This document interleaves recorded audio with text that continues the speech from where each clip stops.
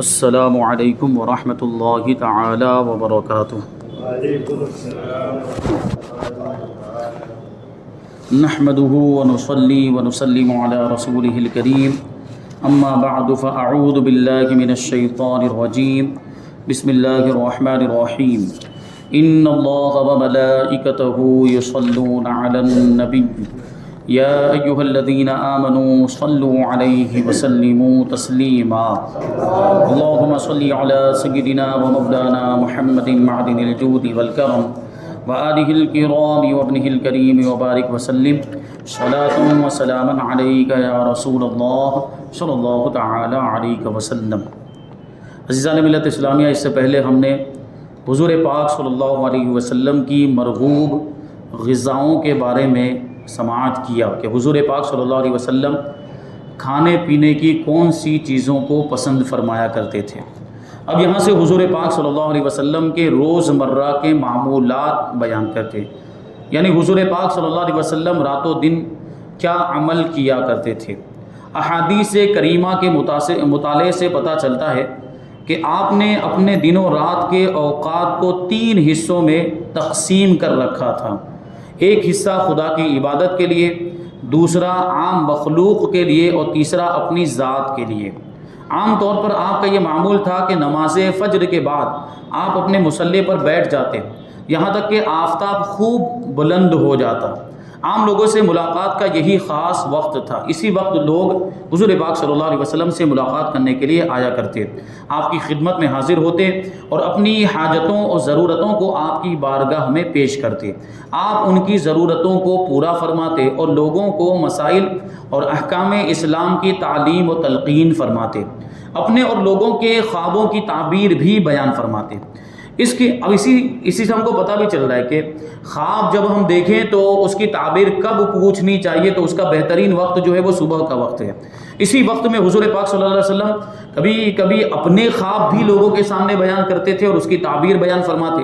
اور لوگ اپنے خواب حضور کی بارگاہ میں پیش کرتے تو حضور ان کی بھی تعبیر بیان فرماتے تھے۔ اس کے بعد مختلف قسم کی گفتگو فرماتے۔ کبھی کبھی لوگ زمانہ جاہلیت کی باتوں اور رسموں کا تذکرہ کرتے اور ہنستے تو حضور پاک صلی اللہ علیہ وسلم بھی مسکرا دیتے۔ کبھی کبھی صحابہ کرام آپ کو اشعار بھی پڑھ کے سناتے تھے، یعنی جو شریعت کے مطابق جائز اشعار ہوتے وہ حضور پاک صلی اللہ علیہ وسلم کو صحابہ کرام سنایا کرتے، اور کبھی کبھی حضور پاک صلی اللہ علیہ وسلم کی نعت پر مشتمل اشعار بھی صحابہ کرام حضور کی بارگاہ میں پیش کرتے تھے۔ جیسے حضرت حسان بن ثابت رضی اللہ تعالیٰ عنہ جو بارگاہ رسالت کے شاعر تھے اور حضور کی مدح بیان کرتے تھے، حضور کی تعریف بیان کرتے، جب معاذ اللہ کفار و مشرکین حضور کی برائی میں، حضور کی مذمت میں اشعار لکھتے تو حضرت حسان بن ثابت رضی اللہ تعالیٰ عنہ ان کے جواب میں حضور پاک صلی اللہ علیہ وسلم کی تعریف میں اشعار لکھا کرتے تھے۔ اسی طریقے سے ایک مرتبہ حضرت حسان بن ثابت رضی اللہ تعالیٰ عنہ نے اشعار لکھے تو حضور پاک صلی اللہ علیہ وسلم نے خوش ہو کر اپنی چادر مبارک ان کو عطا فرمائی، اور بسا اوقات حضور پاک صلی اللہ علیہ وسلم حضرت حسان بن ثابت رضی اللہ تعالیٰ عنہ کے لیے منبر بھی رکھواتے تھے اور اس پر حضرت حسان بن ثابت کو بیٹھ کر اشعار پڑھنے کا حکم دیتے۔ اس کا کیا مطلب، جو حضور پاک صلی اللہ علیہ وسلم کی نعت پڑھ رہا ہو تو وہ قابل احترام ہو جاتا ہے۔ دوسری چیز کہ جو نعت پڑھے اس کو نذرانے اور ہدیے سے نوازنا، یہ حضور پاک صلی اللہ علیہ وسلم کی سنت ہے، کیونکہ حضور نے ہدیے کے طور پر چادر عطا فرمائی تھی۔ اکثر اسی وقت میں مال غنیمت اور وظائف کی تقسیم بھی فرماتے۔ مال غنیمت آپ جانتے ہیں کہ کفار کے ساتھ جنگ ہوتی تو جو کچھ بھی فتح حاصل ہونے کے بعد مال اور اسباب حاصل ہوتا اس کو مال غنیمت وہ صحابہ کرام میں مجاہدین کے درمیان تقسیم ہوتا، اور وظائف بھی تقسیم ہوتے، یعنی جو محنت کرنے والے صحابہ کرام ہوتے، جو بارگاہ رسالت سے جن کو کچھ ذمہ داریاں دی گئی ہوتی تو ان ذمہ داریوں کے بدلے میں جو ان کو وظیفہ یعنی جو رقم دی جاتی تھی وہ بھی اسی وقت میں تقسیم فرماتے۔ جب سورج خوب بلند ہو جاتا تو کبھی 4 رکعت اور کبھی 8 رکعت نماز چاشت ادا فرماتے، پھر ازواج مطہرات کے حجروں میں تشریف لے جاتے ہیں اور گھریلو ضروریات کے بندوبست میں مصروف ہو جاتے ہیں اور گھر کے کام کاج میں ازواج مطہرات کی مدد بھی فرماتے ہیں۔ ام المؤمنین حضرت عائشہ سے بھی روایت ہے کہ حضور پاک صلی اللہ علیہ وسلم گھر کے کام میں ان کی مدد فرمایا کرتے ہیں۔ تو کبھی کبھی ہم کو بھی حضور پاک صلی اللہ علیہ وسلم کی اس سنت پر عمل کرتے ہوئے گھر کے کاموں میں اپنی والدہ یا اپنی اگر شادی شدہ ہیں تو بیوی کی مدد کر دینی چاہیے۔ یہ کوئی عیب کی بات نہیں اور یہ کوئی شرم کی بات بھی نہیں۔ بھی ہمارے بعض بھائیوں کا معاملہ یہ ہوتا ہے کہ ایک گلاس اٹھانے کے لیے بھی تیار نہیں ہوتے، گھر میں ایک گلاس کو ادھر سے ادھر رکھنا بھی وہ اپنے لیے کسر شان سمجھتے ہیں۔ یہ بہت بری بات ہے۔ گھر کا تھوڑا بہت کام کر لینا چاہیے، گھر والوں کا ہاتھ بٹا دینا چاہیے کہ وہ بہت سارے کام ہوتے ہیں، پورا دن اس میں لگے رہتے ہیں، ہم تھوڑی مدد کر دیں گے تو ان کے لیے آسانی ہو جائے گی، وہ بھی خوش ہو جائیں گے۔ تو یہ حضور پاک صلی اللہ علیہ وسلم کی سنت ہے۔ نماز عصر کے بعد آپ ہر ایک ازواج مطہرات کو شرف ملاقات سے سرفراز فرماتے، یعنی ایک ایک بیوی مقدسہ کی بارگاہ میں ان کے حجرے میں آپ تشریف لے جاتے اور ان سے ملاقات کرتے اور سب کے حجروں میں تھوڑی تھوڑی دیر ٹھہر کر کچھ گفتگو فرماتے، پھر جس کی باری ہوتی وہیں رات بسر فرماتے، کیونکہ حضور پاک صلی اللہ علیہ وسلم نے اپنی ساری بیویوں کے لیے ایک ایک رات کی باری متعین فرمائی تھی۔ تمام ازواج مطہرات وہیں جمع ہو جاتی، عشاء تک آپ ان سے بات چیت فرماتے رہتے، پھر نماز عشاء کے لیے مسجد میں تشریف لے جاتے اور مسجد سے واپس لوٹ کر آرام فرماتے اور عشاء کے بعد بات چیت کو ناپسند فرماتے تھے۔ نماز عشاء پڑھ کر آرام کرنا عام طور پر یہی آپ کا معمول تھا۔ سونے سے پہلے قرآن مجید کی کچھ صورتیں ضرور تلاوت فرماتے اور کچھ دعاؤں کا بھی ورد فرماتے، پھر اکثر یہ دعا پڑھ کر داہنی کروٹ پر لیٹ کر سو جاتے، اللہم بسمک اموت و احیا،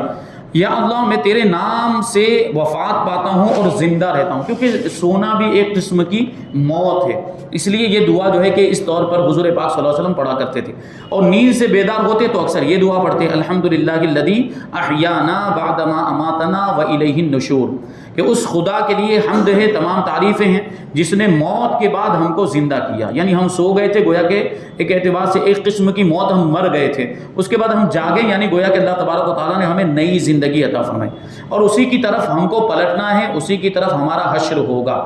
آدھی رات یا پہر رات رہے، یعنی جب رات کا آخری پہر ہوتا تو آپ بستر سے اٹھ جاتے، مسواک فرماتے، پھر وضو کرتے اور عبادت میں مشغول ہو جاتے، قرآن پاک کی تلاوت فرماتے اور مختلف دعاؤں کا وظیفہ پڑھتے، خصوصیت کے ساتھ نماز تہجد ادا فرماتے اور تہجد کی نماز میں کبھی لمبی لمبی اور کبھی چھوٹی چھوٹی صورتیں پڑھتے تھے۔ یہ تہجد حضور پاک صلی اللہ علیہ وسلم کی سنت ہے اور ہمارے لیے تو یہ سنت ہے یا نفل کے درجے میں آئے گا، لیکن حضور پاک صلی اللہ علیہ وسلم کے لیے تہجد کی نماز بھی فرض تھی۔ ہمارے لیے 5 ہی نمازیں فرض ہیں، لیکن حضور کے لیے 6 نمازیں فرض تھیں، تو اس میں کبھی لمبی لمبی صورتیں کبھی چھوٹی۔ اور ذوف پیری یعنی جب آخری عمر حضور پاک صلی اللہ علیہ وسلم کی تھی تو اس کمزوری کی وجہ سے کبھی کبھی کچھ رکعتیں بیٹھ کر بھی ادا فرماتے۔ نماز تہجد کے بعد وطر پڑھتے، یعنی آخری پہر میں وطر کی نماز، کیونکہ اس میں افضل یہ ہے، وطر کی نماز کے تعلق سے افضل یہ ہے کہ جس کو اس وقت میں یعنی رات کے آخری پہر میں جب نماز تہجد پڑھی جاتی ہے اس وقت اٹھنے پر اعتماد ہو کہ اس کی آنکھ کھل جائے گی، وہ جاگ جائے گا، تو اس کو وطر کی نماز اسی وقت میں پڑھنی چاہیے۔ لیکن اب ہمارے آپ کے حالات کیسے غفلت کے بڑے معاملات ہوتے ہیں، اس وجہ سے اب عام طور پر وطر کی نماز عشاء کے ساتھ ہی پڑھ لی جاتی ہے، کہ اگر کوئی بھروسے پر سو گیا کہ میں اٹھوں گا، وہ نہیں اٹھ پایا تو وطر کی نماز رہ جائے گی۔ فجر کی نمازیں لوگوں کی چھوٹ جاتی ہے تو وطر کی نماز کے بھی مسائل ہو سکتے ہیں۔ تو یہ تو حضور پاک صلی اللہ علیہ وسلم ظاہر سی بات اللہ کے نبی ہیں، تو وہاں تو گمان بھی نہیں کیا جا سکتا کہ یہ اس طرح کا کوئی معاملہ ہو جائے گا۔ تو نماز تہجد کے بعد حضور پاک صلی اللہ علیہ وسلم وطر کی نماز پڑھتے اور پھر صبح صادق ہو جانے کے بعد، طلوع ہو جانے کے بعد سنت فجر ادا فرما کر نماز فجر کے لیے مسجد میں تشریف لے جاتے۔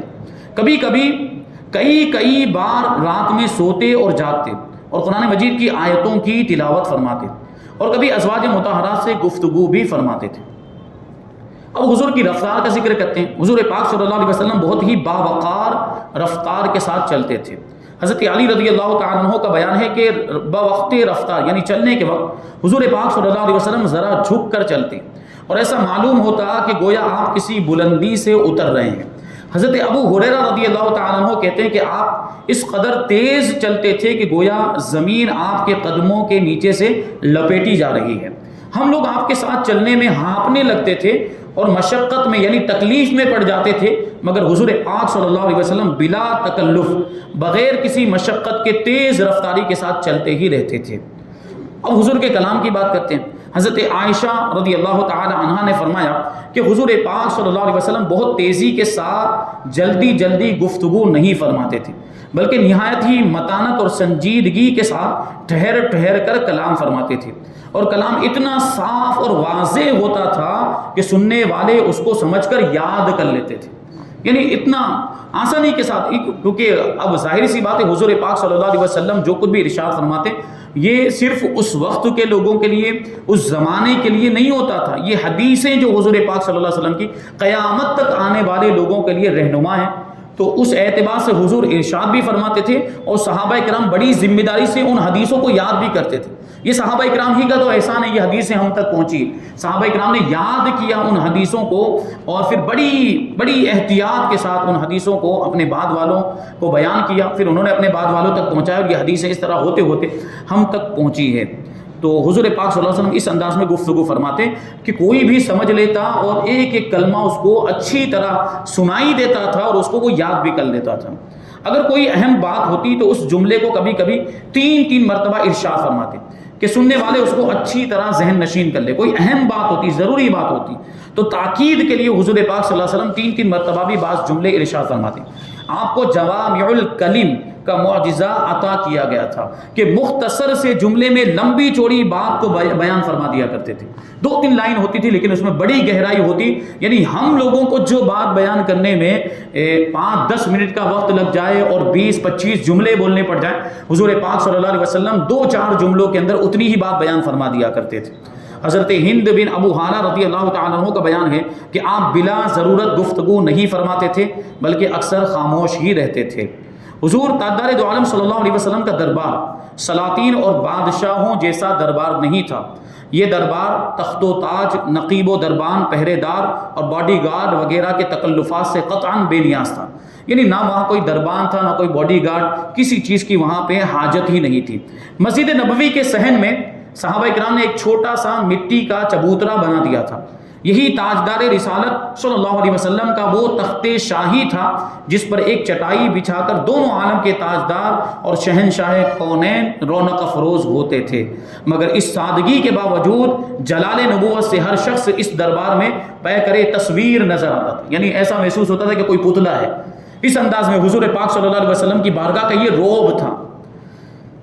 بخاری شریف وغیرہ کی روایت میں آیا ہے کہ لوگ آپ کے دربار میں بیٹھتے تو ایسا معلوم ہوتا کہ گویا ان کے سروں پر چڑیاں بیٹھی ہوئی ہیں، پرندے بیٹھے ہوئے۔ ابھی کسی کے سر پر پرندہ ہو اور وہ یہ چاہتا ہو کہ وہ پرندہ اڑنے نہ پائے تو کیا وہ حرکت کرے گا؟